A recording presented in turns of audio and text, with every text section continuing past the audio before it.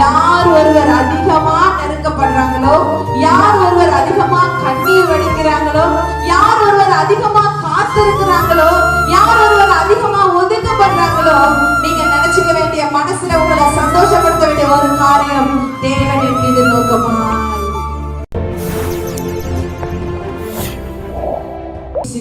அன்பின் பிதாவே, வானத்துக்கு பூமிக்கு ராஜாவே, நன்றியோடு துதிக்கிறோம், ஸ்தோத்திரிக்கிறோம். அப்பா, நாங்கள் இருப்பதும் நிர்மூலமாகாமல் இருப்பதும் சுத்த கிருபை.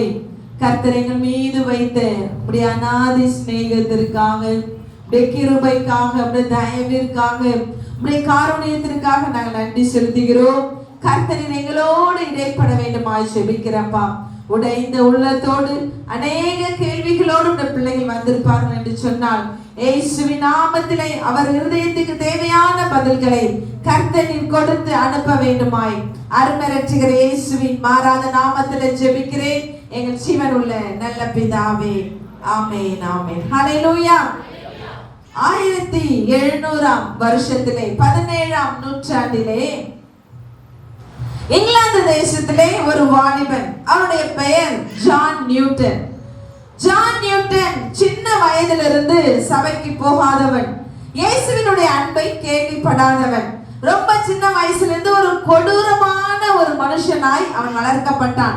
அவன் இருதயத்துல ஈவு, இரக்கம், அன்பு, கருணை அதெல்லாம் எதுவுமே கிடையாது. யாரை பார்த்தாலும் அடிப்பான், யாரை பார்த்தாலும் சண்டை போடுவான். அவனுக்கு எந்த காரியத்தை பார்த்தாலும் அவனோட இருதயம் இழகவே இழகாது. அப்படி ஒரு கொடூரமான ஒரு மனுஷனாய் இந்த ஜான் நியூட்டன் வளர்ந்து கொண்டிருந்தான்.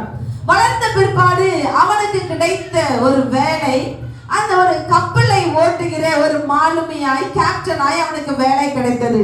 அது என்ன கப்பல் என்று சொன்னால், தேசத்தில் இருக்கிற ஜனங்களை கடத்தி பிடித்து அவர்களை நாடு கடத்தி கொண்டு போய் அடிமைகளாய் விற்று விடுவது.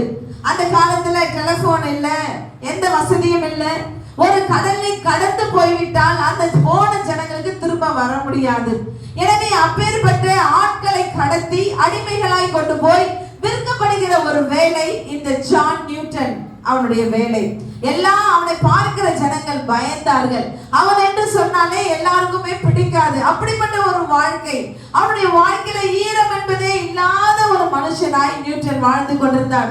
அந்த கடல் பிரயாணத்துல எத்தனையோ முறை எத்தனையோ அடிமைகள் அவனை பார்த்து கதறி இருக்கிறாங்க, அவனை பார்த்து அழுது இருக்கிறாங்க.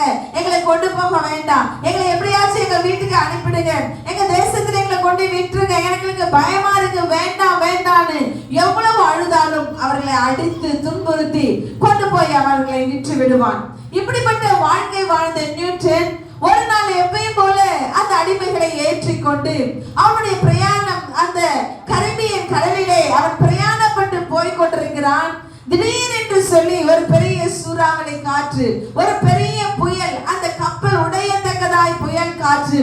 இவ்வளவு நாள் எதை பார்த்து பயப்படாத ஒரு மனுஷன், இவனுடைய வாழ்க்கையில கூட எத்தனையோ இவனுடைய பிரயாணத்திலே புயல்களை பார்த்திருக்கிறான், கடும் காற்றை பார்த்திருக்கிறான், பெரிய அந்த அலைகளுடைய சீற்றத்தை இவன் பார்த்திருக்கிறான். அப்பொழுதெல்லாம் பயப்படாத நியூட்டன் அன்றைக்கு இரவு, அந்த பர்டிகுலர் இரவு, அந்த வீசின பெரும் காற்றிலே அவன் பயந்து போய்விட்டான். அந்த பெரும் காற்றிலே அவன் பயந்து அலறி துடித்து அவன் ஆண்டவரை நோக்கி கூப்பிடுகிறான், இயேசுவே, இந்த ஒரு முறை என்னை எப்படியாச்சும் காப்பாற்றுங்க, எனக்கு எப்படியாகிலும் உதவி செய்யுங்க, என்னை எப்படியாகிலும் காப்பாற்றுங்க என்று சொல்லி அந்த ஜான் நியூட்டன் அழுது புலம்ப ஆரம்பித்தான். ஆண்டவர் அவனுடைய சத்தத்தை கேட்டார். எத்தனையோ ஜனங்கள் அதுல மரித்து போனாங்க, எத்தனையோ பேர் அதுல காப்பாற்ற முடியாமல் போனாங்க. ஆனால் நியூட்டனுடைய உயிர் காப்பாற்றப்பட்டது. அவன் அப்படியே கரைக்கு வந்து சேர்ந்தான். எவ்வளவோ கஷ்டப்பட்டு அவனை மீட்கப்பட்டு கரையில கொண்டு வந்தாங்க. பார்க்கிற ஜனங்கள் எல்லாம் சொன்னாங்க, அப்பாவி ஜனங்கள் எல்லாம் மரிச்சு போனாங்க, இவனால கஷ்டப்பட்டவங்க எல்லாம் மரிச்சு போனாங்க, இந்த மனுஷன் இப்படி உயிரோடு இருக்கிறானே என்று சொல்லி எல்லாரும் ஆண்டவரை முறுமுறுத்தார்கள். இவன் எப்படி இப்படி காப்பாற்றப்பட்டான் என்று சொல்லி அவனை பார்த்தார்கள். நியூட்டன் எதுவுமே பேசல, நியூட்டன் எதுவுமே பேசல. ஜனங்கள் இன்னும் அவனை அந்த கொடூரனாகவே பார்த்து கொண்டிருந்தார்கள். ஆனால் அந்த புயல் அடித்த அந்த இரவிலே அவன் கதறி துடித்த அந்த நேரத்திலே ஆண்டவராகிய தேவன் அவனுடைய இருதயத்தை ஆண்டவர் மாற்றி இருந்தார். அந்த பயத்தில தேவன் அவனுக்கு விடுதலையை கொடுத்த பொழுது, அவனுக்கு உயிரை திரும்ப தேவன் கொடுத்த பொழுது அவனுடைய இருதயத்தையும் ஆண்டவர் மாற்றி இருந்தா அது யாருக்குமே தெரியாது. அவன் வந்ததுக்கு அப்புறம் சில நாட்கள் அவரை பார்த்து கொண்டிருக்கிறாங்க, நினைக்கிறாங்க அடுத்த ட்ரிப் எப்ப போறான், இன்னும் யாரையெல்லாம் போய் கடத்த போறான், இன்னும் யாரையெல்லாம் போய் இவன் கூட்டிட்டு போக போறான் என்று சொல்லி பயந்த பொழுது நியூட்டன் ஒரு நாள் வந்து சொன்னா, நான் என்னுடைய கேப்டன் வேலையை ரிசைன் பண்றேன், இனிமே நான் அந்த வேலையை செய்ய போறதில்ல. இயேசு என் இருதயத்தை தொட்டு இருக்கிறார், இயேசு என்னை மாற்றி இருக்கிறார், இனிமே நான் ஊழியக்காரனாய் மாறப் போகிறேன் என்று சொன்ன பொழுது எல்லாரும் அவனை பார்த்து சிரிச்சாங்க, எல்லாரும் ஆச்சரியப்பட்டாங்க. ஓ, இது ஒரு வேற விதமான ஸ்கேம் போல, இது வேற விதமான பிளான் போல. இவன் இவ்வளவு காலம் கொடூரனா இருந்தான், இப்போ நல்லவன் போல வேஷம் போட்டு யாரையெல்லாம் கடத்த போறானோ என்று சொல்லி பயந்தார்கள். ஆனால் நியூட்டன் இந்த வேதத்தை எடுத்துக்கொண்டான். இயேசு அவன் இருதயத்தை மாற்றினார். போகிற வருகிற இடங்கள் எல்லாம் ஆண்டவருடைய கிருபையை குறித்து பேச ஆரம்பித்தான். ஆண்டவராய் எல்லார் மேல வச்சிருக்கிற அன்பை குறித்து அவன் பேச ஆரம்பித்தான். அவன் எழுதின ஒரு அற்புதமான ஒரு ஆங்கில பாடல்.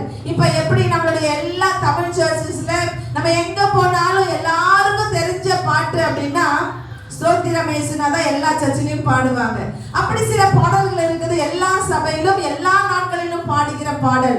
அப்படி இன்றைக்கு ஆங்கில திருச்சபைகள் எங்க உலக நாடுகள் எங்க போனாலும் எல்லாருக்கும் தெரிஞ்ச ஒரு பாடல். நிறைய உங்களுக்கு கூட அந்த பாடலை நீங்க கேள்விப்பட்டிருப்பீங்க.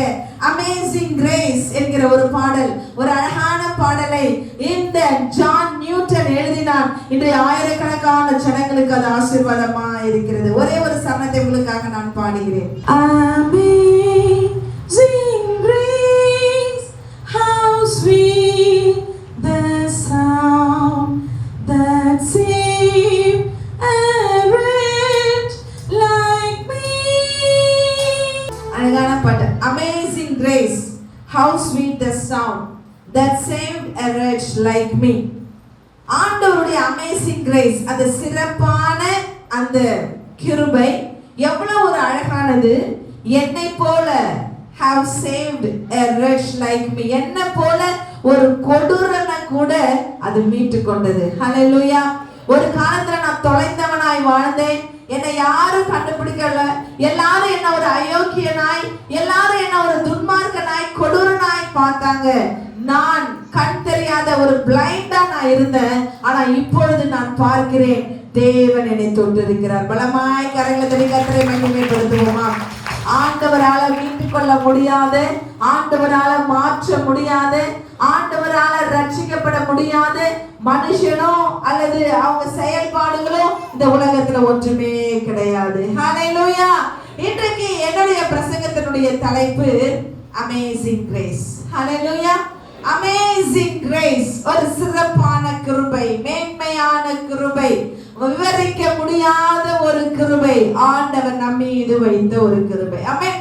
இந்த வேதத்துல என்னை மிகவும் கவர்ந்த ஒரு மனுஷன் இருக்கிறான். அவனுக்கு கர்த்தருடைய கண்களில மிகவும் பெரிய ஒரு கிருபை கிடைத்தது. அவனுடைய வாழ்க்கை தாழ்நிலையிலிருந்து ஆண்டவர் கிருபையாய் அவனை மேன்மைப்படுத்தினார். இந்த வேதாகமத்துல நிறைய கிருபை பெற்றவர்கள் இருக்கிறாங்க. சோ நிறைய கிருபை பெற்றவர்கள் இருக்கிறாங்க. ஒவ்வொருத்தரும் ஒவ்வொரு சில மனுஷர்கள் நம்ம இருதயத்துல நீங்காம இருப்பாங்க. என்னை ரொம்ப தொட்ட ஒரு சம்பவத்தை, ஒரு காரியத்தை இன்னைக்கு கொஞ்ச நேரம் உங்களோட கூட நான் தியானிக்க விரும்புகிறேன். ஹல்லேலூயா. இஸ்ரவேல் தேசத்து ஜனங்கள் ஒரு நாள் சாமுவேல் இடத்துல போய் கேக்குறாங்க, Samuel, look around and see. நீ சுற்றி பார்த்து எல்லா ஜனங்களையும் பாரு, எல்லாருக்கும் ராஜா இருக்கிறாங்க. பெலிஸ்தர்களை பாரு, அவர்களுக்கு ராஜா இருக்கிறார். மீதியானியர்களை பாரு, அவங்களுக்கு ராஜா இருக்கிறாங்க. பெர்ஷியர்களை பாரு, அவங்களுக்கு ராஜா இருக்கிறாங்க. பாபிலோனியர்களை பாரு, அவங்களுக்கு ராஜா இருக்கிறாங்க. ஆனால் எங்களுக்கோ ஒரு ராஜா இல்லை. ஹல்லேலூயா. இஸ்ரவேல் என்பது ஒரு பெரிய தேசம், லட்சக்கணக்கான ஜனங்கள் வாழ்கிற ஒரு தேசம். எங்களுக்கு ஒரு ராஜா இல்லை சாமுவேல், எங்களுக்கு ஒரு ராஜா வேண்டும் என்றார்கள். சாமுவேலுடைய இருதயம் உடைந்து போனது. தீர்க்கதரிசியுடைய இருதயம் வேதனைப்பட்டது. அவன் சொன்னான், என்னப்பா இப்படி வந்து கேக்குறீங்களே, உங்களுக்கு ராஜா ஆண்டவராகிய தேவன் தானே, அவர் தானே உங்களுடைய யுத்தங்கள் எல்லாம் செஞ்சாரு, அவர் தானே உங்களை வழி நடத்துறாரு, அவரை தள்ளிட்டு உங்களுக்கு ராஜா வேணும் என்று கேட்கிறீர்களே என்று அவன் துக்கப்பட்டு ஆண்டவருடைய சமூகத்துல போய் அந்த சாமுவேல் மன்றாடுகிறான். ஆண்டவரே, இந்த ஜனங்கள் இப்படி கேட்கிறாங்களே, நான் என்ன செய்யட்டும் என்று அவன் அழுத பொழுது ஆண்டவராகிய தேவன் சாமுவேலை பார்த்து சொன்னார், Samuel, you please don't cry, you please don't lament, நீ புலம்பாத, அழுவாத, நீ கஷ்டப்படாத. இந்த ஜனங்கள் உன்னை அல்ல என்னை தள்ளினார்கள். ஹல்லேலூயா. பரவாயில்ல, அவங்களுக்கு ராஜா வேணும்னு கேக்குறாங்க. நீ போ, பெஞ்சமின் கோத்திரத்துல ஒரு மனுஷன் இருக்கிறான், அவன் இப்போ வந்து தொலைந்த தன்னுடைய தகப்பனுடைய கழுதைகளை தேடிக் கொண்டிருக்கிறான், அவனை போய் நீ அபிஷேகம் பண்ணு, கீசின் குமாரனாகிய சவுலை போய் நீ அபிஷேகம் பண்ணு என்று கர்த்தர் சொன்னார். அது போல இந்த சாமுவேல் போறாரு. அந்த சம்பவங்கள் உங்களுக்கு தெரியும். ஒரு நாள் சவுலை கண்டுபிடிக்கிறாரு, அவனை இஸ்ரவேல் மீது அபிஷேகம் பண்ணுறாரு. ஜனங்கள் எல்லாம் வந்து பாக்குறாங்க, ஓ, ஆண்டவர் செலக்ட் பண்ண மனுஷன் எப்படி இருப்பான், ஆண்டவர் ஒரு ராஜாவை செலக்ட் பண்ணா அந்த ராஜாவுடைய குவாலிட்டிஸ் என்ன, அந்த ராஜா மக்களுக்கு எப்படி செய்வான், ஆள் பார்க்க எப்படி இருப்பான்னு எல்லாரும் இந்த பெஞ்சமின் ஆகிய சவுலை பார்க்க ஜனங்கள் கூடி வந்த பொழுது வசனம் சொல்லுது, இந்த சவுல் மிகவும் உயரமுள்ளவனாய் இருந்தான். ஹல்லேலூயா. இஸ்ரவேலில் இருக்கிற எல்லா ஜனங்களும் அவனுடைய தோளுக்கு கீழே தான் இருந்தாங்களா. அவ்வளவு உயரமானவன், பார்ப்பதற்கு அவ்வளவு அழகானவன், பராக்கிரமசாலி, ஒரு நல்ல வாலிபன், திடகாத்திரமான வாலிபன். ஜனங்கள் எல்லாம் பார்த்து தெய்வத்தை மகிமைப்படுத்தினாங்க. எங்களுக்கு இப்படி ஒரு அழகான ராஜாவை, ஒரு அற்புதமான ராஜாவை நீங்க கொடுத்தீங்களேன்னு எல்லாரும் சந்தோஷப்பட்டாங்க. தேவனும் மகிழ்ச்சியா இருந்தார். ஹல்லேலூயா. சாமுவேலும் மகிழ்ச்சியா இருந்தார். இந்த சவுலும் மகிழ்ச்சியா இருந்தான். அவனுடைய காரியங்கள் எல்லாமே தெய்வத்தை கேட்டு, ஊழியக்காரனை கேட்டு எல்லாம் செய்து கொண்டிருந்தது. அப்படி போய் கொண்டிருந்த கொஞ்ச நாட்கள் கடந்த பொழுது அவனுடைய வாழ்க்கையில ஒரு பெருமை, அவனுடைய வாழ்க்கையில ஒரு மேன்மை, அவன் யாரையும் மதிக்கிறது இல்ல, அவனுடைய வார்த்தைக்கு முன்னாடி மாதிரி முக்கியத்துவம் கொடுக்கிறது இல்ல, தான் இஷ்டம் போல முடிவுகளை எடுத்தான், மனம் போல காரியங்களை செய்த பொழுது தேவன் ஒரு நாள் விசனப்பட்டார். இந்த சவுலை இஸ்ரவேலின் மீது ராஜாவா ஆக்கினதற்காக நான் மனஸ்தாபப்படுகிறேன், எனக்கு பிடிக்கல, இவனுடைய ஆக்டிவிட்டீஸ் எனக்கு பிடிக்கல, இவன் நடவடிக்கைகள் எனக்கு பிடிக்கல என்று சொல்லி தேவன் சோர்ந்து போனார். ஹல்லேலூயா. ஒரு நாள் தேவனால தெரிந்து கொள்ளப்பட்டவன், ஒரு நாள் தேவனால சந்தோஷமா இவன் தான் தி பெஸ்ட்னு சொன்ன ஆண்டவர் இப்பொழுது சொல்றாரு, இவனுடைய வாழ்க்கை தாறுமாறா இருக்கு, இவனுடைய வாழ்க்கை எனக்கு பிரியமா இல்ல, என் ஜனங்களை நடத்துகிற அளவுக்கு இவனுடைய வாழ்க்கை இல்லை என்று சொல்லி தேவன் மனஸ்தாபப்பட்ட பொழுது உங்க எல்லாருக்கும் தெரியும், ஆண்டவருடைய நெக்ஸ்ட் செலக்ஷன், ஆண்டவருடைய அடுத்த பார்வை, ஆண்டவரால தெரிந்து கொள்ளப்பட்ட அடுத்த நபர் யார் இஸ்ரவேல்ல? தாவீது. ஹல்லேலூயா. ஆடு மேய்க்கிற சின்ன தாவீது. இப்போ தாவீதை ஆண்டவர் செலக்ட் பண்ணிட்டாரு, அவன் அபிஷேகம் பண்ணிருக்கிறாரு. இப்போ சவுலுக்கு தெரியுது, எனக்கு பின்பதாக என்னுடைய மகனாகிய யோனத்தான் இந்த சிம்மாசனத்துல வந்து உட்கார போறதில்ல, ஆண்டவரால தெரிந்து கொள்ளப்பட்ட இந்த தாவீது தான் ராஜாவாக போகிறான் என்பதை அறிந்து வசனம் சொல்லுகிறது, அந்த நாள் முதல் இந்த தாவீதை கொலை செய்வதற்காக சவுல் வகை தேடிக்கொண்டே இருக்கிறான். ஹல்லேலூயா. ஹல்லேலூயா. தேவ ஜனமே, உங்களுக்கு நான் அன்பா சொல்றேன், கர்த்தரால நீங்க அபிஷேகம் பண்ணப்பட்டவரா இருந்தா ஆண்டவருடைய பார்வை உங்க மேல இருக்கும்னு சொன்னா, ராஜாவா இருந்தாலும், ராஜாவின் தளபதிகளா இருந்தாலும், ராஜாவுடைய போர் சேவகர்களா இருந்தாலும், எத்தனை பேர் உங்களை வளைக்கணும்னு நினைச்சாலும், எத்தனை பேர் உங்களை கொலை செய்யணும்னு நினைச்சாலும், அந்த சின்ன தாவீதை தொடுவதற்கு தேவன் அனுமதி கொடுக்கவே இல்லை. பலமாக கரங்களை தட்டி கர்த்தரை மகிமைப்படுத்த உங்களுக்கு எனக்கு ஒரு விசேஷித்த பாதுகாப்பு இருக்கு. அது ஜட்பிரிவு பாதுகாப்பு இல்ல, ஆண்டவருடைய ரத்த கோட்டைக்குள்ள தேவன் நம்மளை மறைச்சு வச்சிருக்காரு. பிசாசு தொடுவதற்கும் அனுமதி இல்ல, மனிதர்கள் தொடுவதற்கும் அனுமதி இல்ல. ஹல்லேலூயா. தன் சாகுற நாள் வரையில இந்த தாவீதை கொலை செய்ய அவன் முயற்சி பண்ணி பிளான் ஆஃப்டர் பிளான், திட்டம் ஆஃப்டர் திட்டம் போட்டு அவன் சோர்ந்தே போய்விட்டான். ஹல்லேலூயா.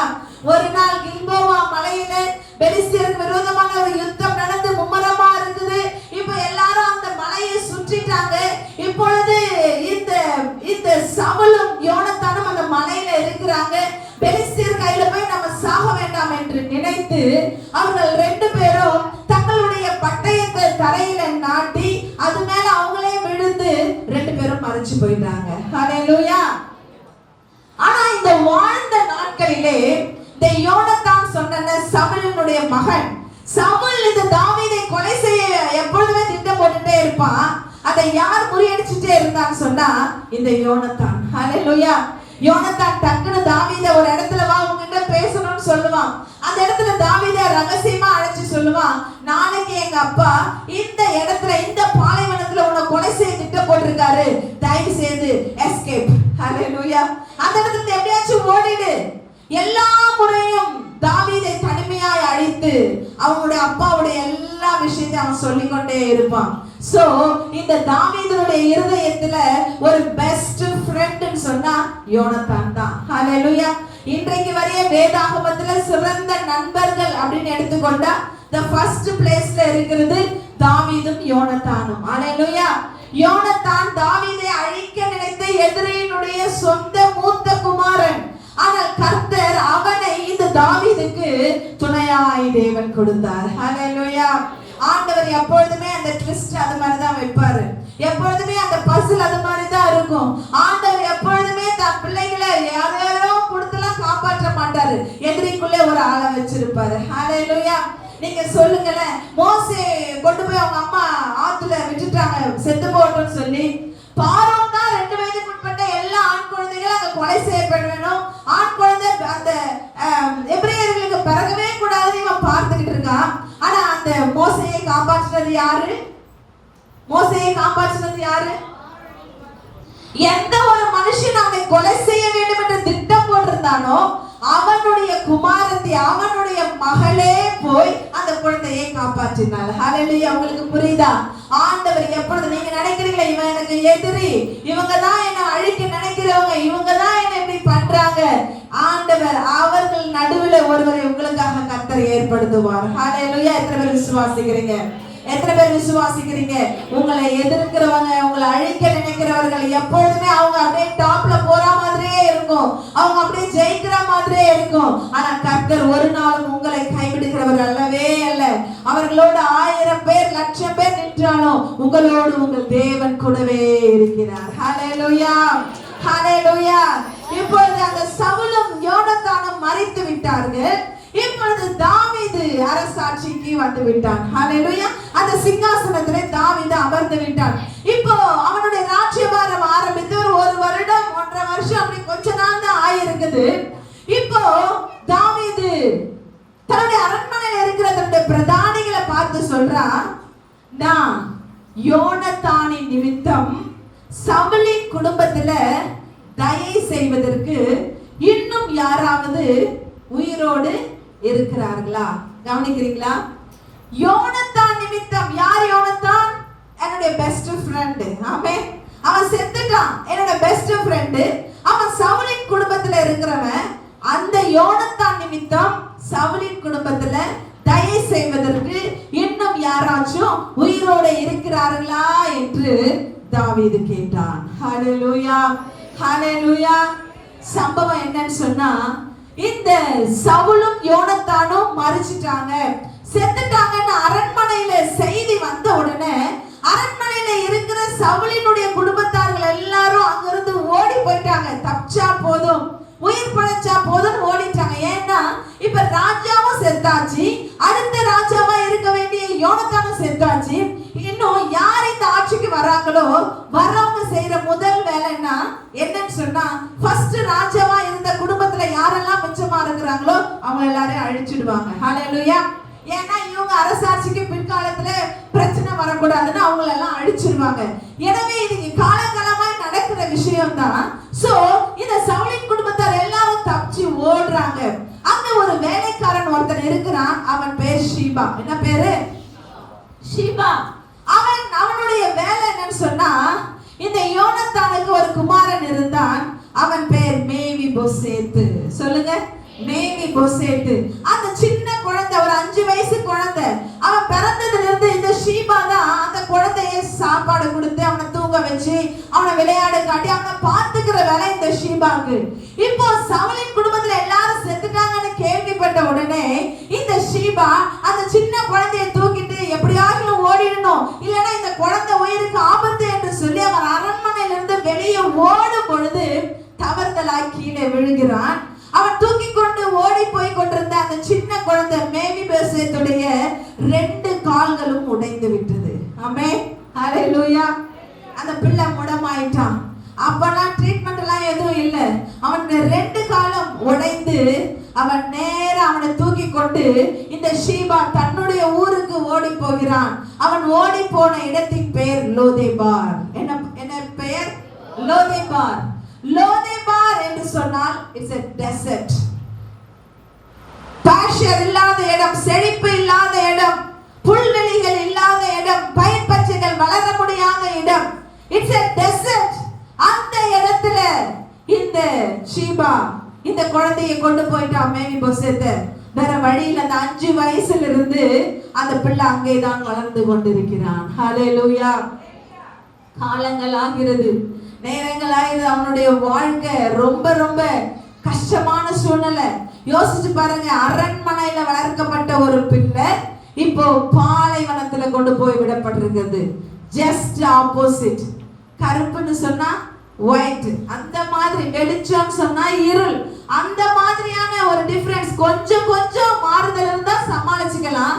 100% அப்படியே அப்சைட் டவுனா இருந்தா எப்படி வாழ முடியும்? இத்தனை காலம் செல்வ செழிப்போடு அரண்மனையில எல்லாவித வசதிகளோடு வாழ்ந்த மேவிபோசேத்து இப்போ லோதேபாரில கொண்டு போய் மாகீர் என்கிற ஒருவனுடைய வீட்டில விடப்பட்டிருக்கிறார். அவனை அந்த லோதேபாரிலே வைத்து வளர்த்து கொண்டிருக்கிறார்கள். வாழ்க்கையில கஷ்டம். கொஞ்சம் வளர்ந்ததும் அவனை கேள்விப்படுறான், என் அப்பா செத்து போயிட்டாரு, என் தாத்தா செத்து போயிட்டாரு, நாங்க ராஜ குடும்பத்தை சேர்ந்தவங்க, எங்க அம்மா இல்ல, என்னுடன் பிறந்தவங்க எல்லாம் என்னன்னாங்கன்னே தெரியல, என்னுடைய வாழ்க்கை மாறி போயிடுச்சு. இன்றைக்கு ஒரு பிச்சைக்காரனை போல 2 கால்களும் முடமாக்கப்பட்டவனாய் லோதேபாரிலே இந்த மேவிபோசேத்து வாழ்ந்து கொண்டிருக்கிறான். ஹalleluya, ஹalleluya. அருமையான தேவஜனமே, இன்னைக்கு யாராச்சும் அப்படிப்பட்ட ஒரு மனநிலைமையோடு வந்திருக்கிறீங்களா? என் வாழ்க்கையில நான் எல்லாத்தையும் இழந்திருக்கேன், என் வாழ்க்கையில எனக்கு இருந்த எல்லாத்தையும் இழந்துட்டேன், என் மேன்மைகள் எல்லாம் என்ன விட்டு போயிடுச்சு, இன்றைக்கு ஒன்றும் இல்லாதவனாய் ஒரு எம்டி ஹார்ட்டோட, ஒன்றுமில்லாத ஒரு இருதயத்தோட, எதுவுமே இல்லாம ஒரு அடிமையை போல, ஒரு வேலைக்காரனை போல, ஒன்றுமே இல்லாம நான் ஒரு எம்டியா இன்றைக்கு நான் வாழ்ந்து கொண்டிருக்கிறேன் அப்படின்ற நிலையில யாராச்சும் நீங்க வந்திருக்கிறீங்களா? இன்றைக்கு கர்த்தர் இந்த மேவிபோசேத்துடைய வாழ்க்கையில செய்த காரியங்களை கொஞ்ச நேரம் நம்ம பார்க்க போகிறோம். என்னோட கூட வேதத்தை திருப்பிக் கொள்ளுங்கள். 2 சாமுவேலின் புஸ்தகம் 9வது அதிகாரம். 2 சாமுவேல் 9ஆம் அதிகாரம் 1ஆம் 2ஆம் வசனத்தை வாசிங்களேன். மாகீரின் வீட்டில் இருந்து அவனை அழைப்பித்தான். யாரை அழைப்பிக்கிறான்? யோனத்தானை அழைப்பிக்கிறான். யோசிச்சு பாருங்க, 2 காலம் முடமா இருக்கு. அவன் ஏதாச்சும் வேலை செஞ்சுட்டு இருப்பானா? இல்ல. வீட்டுக்கு வெளியில ஏதாவது ஒரு கல்லு போட்டு அவன் அங்க உட்கார வச்சிருந்திருப்பாங்க. அவன் வெயில்ல மழையில எல்லாத்துலயும் உட்கார்ந்து இருப்பான். யாராவது ஹெல்ப் பண்ணாதான் அவன் வேற இடம் மாற முடியும். அப்ப அவன் வாழ்க்கை அவன் யோசிச்சிருப்பான், இன்னைக்கும் இந்த வெயில்ல நான் உட்கார்ந்து இருக்கணும், இன்னைக்கும் என் மனசுல ரொம்ப சோகம் இருக்கு, இன்னைக்கு நான் இந்த வாழ்ற இந்த உலகத்திலேயே ஒரு அன்லக்கி பர்சன்னா அது நானா தான் இருப்பேன். அதிர்ஷ்டமே இல்லாத ஒரு மனுஷனா இருந்தா நானா தான் இருப்பேன். எல்லாரும் செல்வத்தை தேடி போவாங்க, எல்லாரும் பணத்தை தேடி போவாங்க. ஆனா நான் பிறந்ததே ஒரு பெரிய பணக்கார குடும்பத்துல, நான் பிறந்ததே ஒரு ராஜாவுடைய வீட்டுல. ஆனா என்னுடைய நிலைமையை பாருங்க, இன்னைக்கு நான் ஒரு பிச்சைக்காரனா மாற்றப்பட்டிருக்கிறேன். என்னுடைய வாழ்க்கையினுடைய சூழ்நிலை இன்னைக்கு நான் ஒன்றுமில்லாதவனாய் மாற்றி விட்டது. என்னை ஒரு கோழையாய் மாற்றி இருக்குது, என்னை ஒரு இயலாதவனாய் மாற்றி இருக்கிறது, என்னை ஒரு பிச்சைக்காரனா மாற்றி இருக்கிறது, என்னை ஒரு அடிமையாய் மாற்றி இருக்கிறது. நான் ஒன்றுமில்லாமல் இருக்கிறேன் என்று சொல்லி அவன் தெய்வத்தை துக்கமா அவன் பேசி இருப்பான். தன் பிறப்பை குறித்து அவன் துக்கமா பேசியிருப்பான், தன் வாழ்க்கையை குறித்து துக்கமா பேசியிருப்பான். நானும் செத்தா நலமா இருக்குமே என்று சொல்லி எத்தனையோ முறை அவன் சாவை தேடி இருப்பான். ஹalleluya. அப்படிதான் ஒரு நாள் அவன் அமர்ந்திருக்கும் பொழுது சில மனுஷர்கள் வேகமா லோதேபாரில இருக்கிற மாகீரின் வீட்டுக்கு ஓடி வராங்க. ஓடி வந்து கேக்குறாங்க, அப்பா இங்க யாரு? மேவிபோசேத்து யாரு இங்க? அவன் சொல்றான், நான் தான். அவன் பாக்குறாங்க, ஆமா 2 காலம் முடமா இவன் தான் இருக்கான். மாகீர் ஓடி வந்து கேக்குறான், யாருப்பா நீங்க, என்னாச்சு?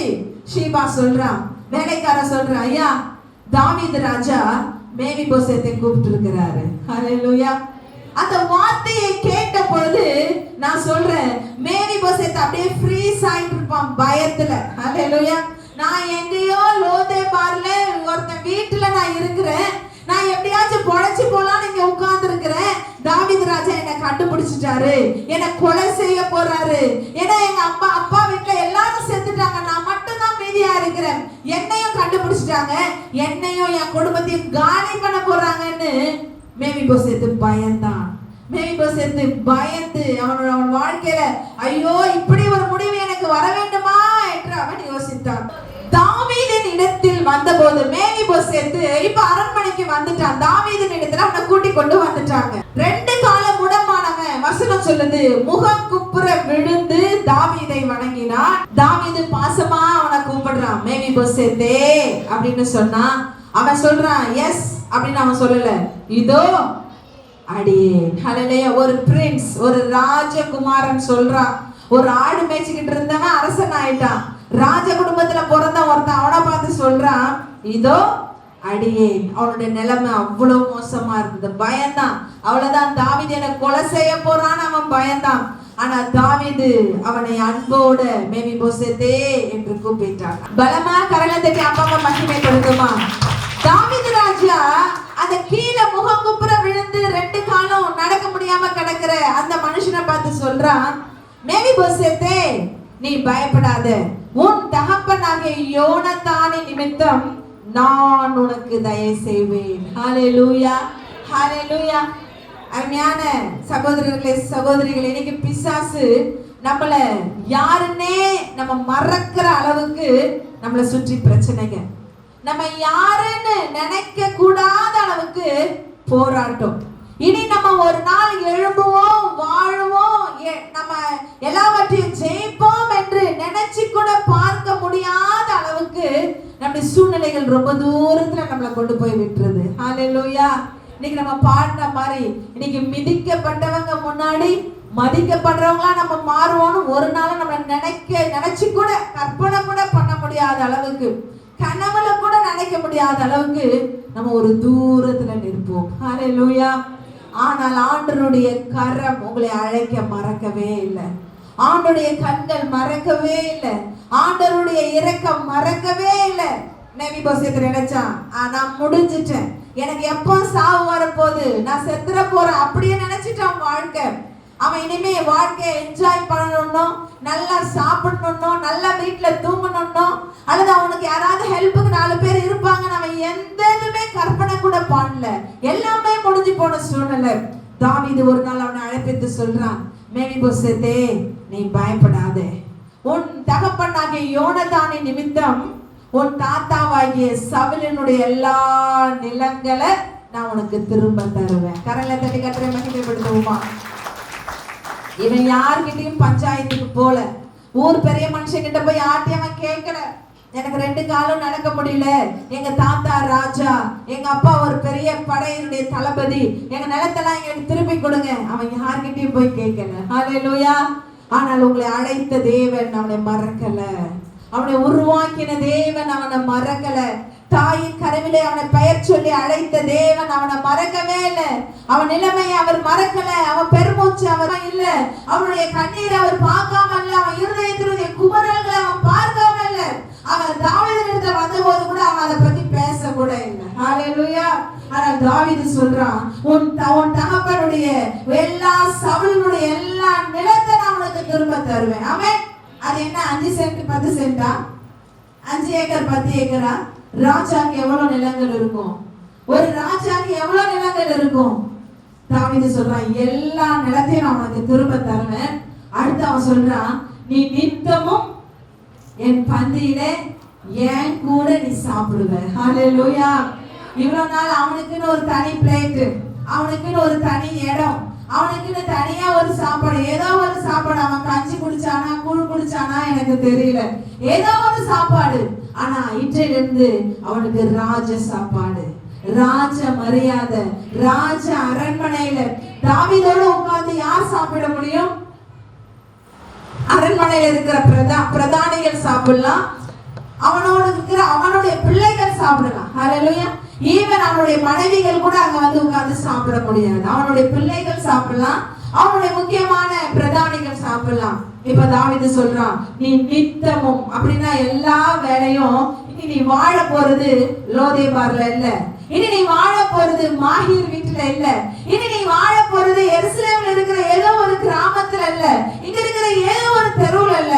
இனி நீ எந்த இடத்துல இருந்து நீ வெளியே போனியோ, எந்த மேன்மையை நீ இழந்தையோ, உனக்கு திரும்ப தேவன் அந்த ராஜ மேன்மையை உனக்கு திரும்ப தருகிறார். இனி நீ ராஜ அரண்மனையில வாழ போற, இனி நீ ராஜாவோடு கூட நீ புசிக்க போற, இனி நீ ராஜாவோடு கூட ராஜா படுகிற எல்லா சந்தோஷத்துல நீ அகமகிழ போகிறாய். ஹல்லேலூயா. இப்போ ராஜா ஷீபாவை கூப்பிடுறா, அந்த ஷீபாவை கூப்பிடுறா. யோனத்தான் சொல்றான், செத்த நாயை போல இருக்கிற என்ன ஒரு ராஜா நீங்க பார்த்தீங்களே அப்படின்னு அவன் சொல்றான். ராஜா அந்த ஷீபாவை கூப்பிட்டு சொல்றாரு, இவ்வளவு காலம் சவுலின் குடும்பத்துக்கு நீ ஒரு வேலைக்காரனா இருந்த, இப்போ நீயும் உன்னுடைய பிள்ளைகளும் இனிமேல் இந்த மோவாப் தேசத்திற்கு நீங்கள் வேலைக்காரர்களா இருக்க வேண்டும். ஹல்லேலூயா.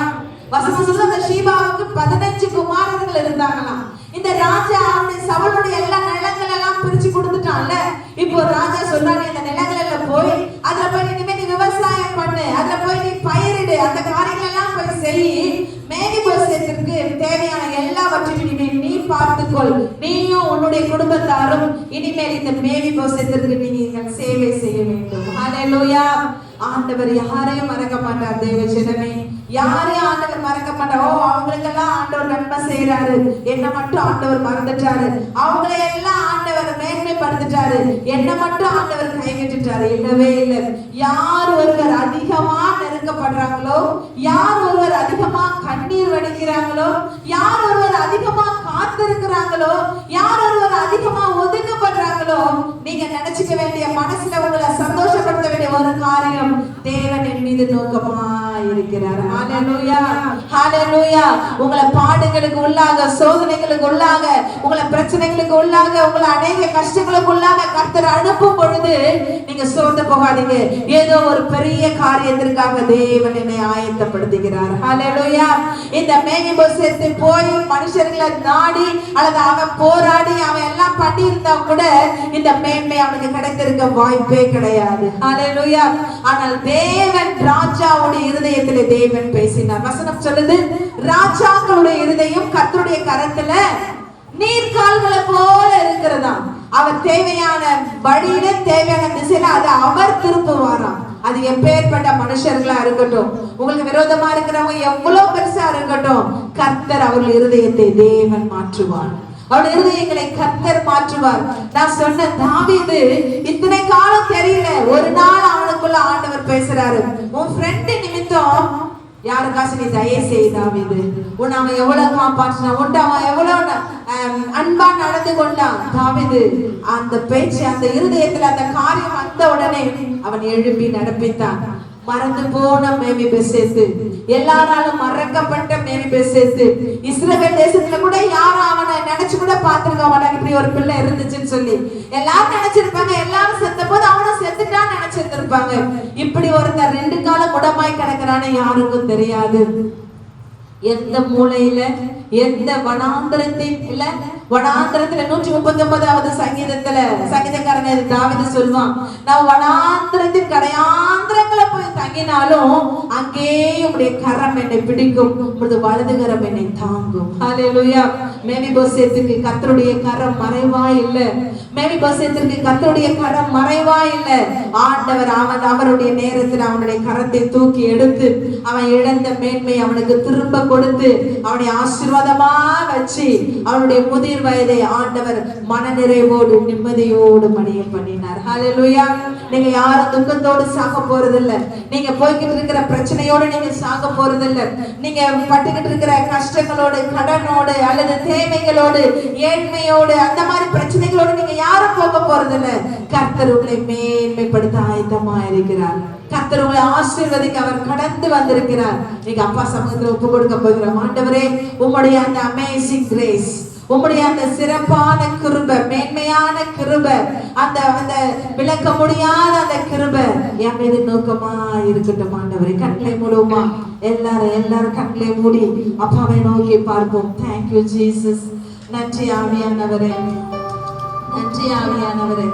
நன்றி ஆவியானவரே, எங்கள் மீது நோக்கமாய் இருக்கிற தேவனே, எங்கள் மீது நோக்கமாய் இருக்கிற தேவனே, எப்பேற்பட்ட மனுஷனா இருந்தாலும் அவருடைய கிருபை அடைத்துக் கொள்ளும். எப்பேற்பட்ட தூரத்துல நம்ம இருந்தாலும் இனி யாராலும் என்னை காப்பாற்ற முடியாது, இனி யாராலும் என்னை தூக்கவே முடியாது என்ற நிலைமை யாருக்கு இருந்தாலும் தேவன் மோவாபியத்தை உயர்த்தின தேவன், மோவாபியத்தை ஆசீர்வதித்த தேவன், இழந்த ராஜ மேன்மையை திரும்ப கொடுத்த தேவன் இன்றைக்கு நம்மை உயர்த்த அவர் ஆயத்தமாக இருக்கிறார். அன்பின் பிதாவே, நன்றியோடு துதிக்கிறப்பா சமூகத்துல அப்பா, கண்ணீரோடு கர்த்தருடைய வார்த்தைகளை ஆண்டவரே அப்பா முழு நம்பிக்கையோடு கேட்ட ஒவ்வொரு இருதயங்களும் சமூகத்துல ஒப்பு கொடுக்கிறேன். அவங்க இழந்த மேன்மையை திரும்ப கொடுங்க, இழந்த ஆசீர்வாதங்களை திரும்ப கொடுங்க அப்பா. என் பிள்ளைகளை கர்த்தர் மேன்மைப்படுத்துங்க, ஆசீர்வதிங்க. அவர்கள் ராஜாவின் பிள்ளைகள் என்பதை ஒருவரும் மறந்து விடாதபடிக்கு என் தேவன் அவர் தலைகளை உயர்த்த வேண்டுமாய் ஜெபிக்கிறப்பா. ஆண்டவரே, ரத்தத்தினால நாங்கள் கரையத்திற்கு கொல்லப்பட்டிருக்கிறோம் சுவாமி. ஆண்டவர், உம்முடைய பிள்ளைகளை நாங்கள் தொடர்ந்து ஜீவிக்க எங்கள் ஒவ்வொருவருக்கும் கர்த்தரை தயவு செய்ய வேண்டுமாய் அருமை இரட்சகர் இயேசுவின் மாறாத நாமத்தில் ஜெபிக்கிறேன் ஜீவனுள்ள நல்ல பிதாவே. ஆமென், ஆமென்.